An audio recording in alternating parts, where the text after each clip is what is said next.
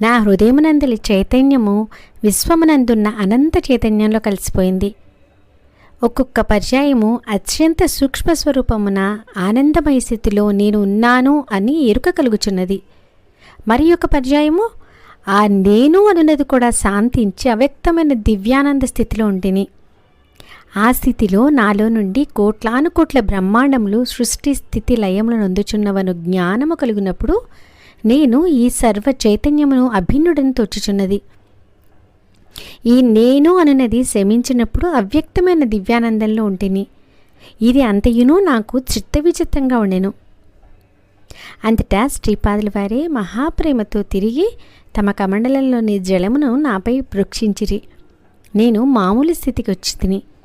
జగత్తునకు ఆది గురువులైన శ్రీ వల్లభస్వామి 1000 తల్లుల ప్రేమను మరిపించడి కారుణ్యామృత దృష్టితో నా వైపు చూచుచు